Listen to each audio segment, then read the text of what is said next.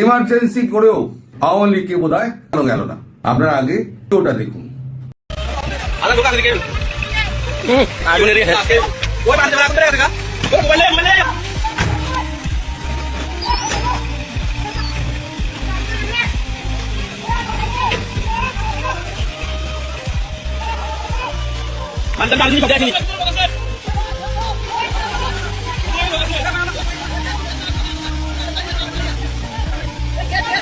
আজকে তার প্রথম নিদর্শন পাওয়া গেল দুপুর 1টা-1:30 নাগাদ নারায়ণগঞ্জ থেকে একটা জাহাজে করে কয়লা আসছিল, এটা যাচ্ছিল ঢাকা।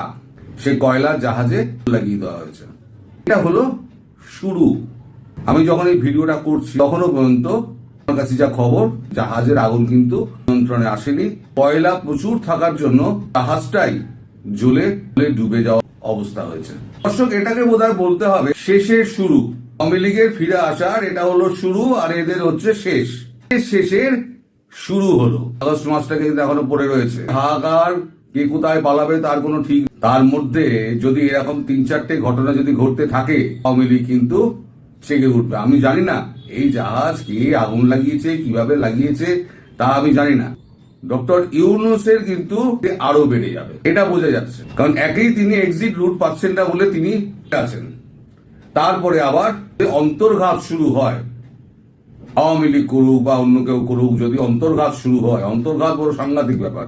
অন্তর্ঘাত কিন্তু আটকানো খুব মুশকিল। কে কোথা দিয়ে কি করে দেবে কিন্তু খুব মুশকিল।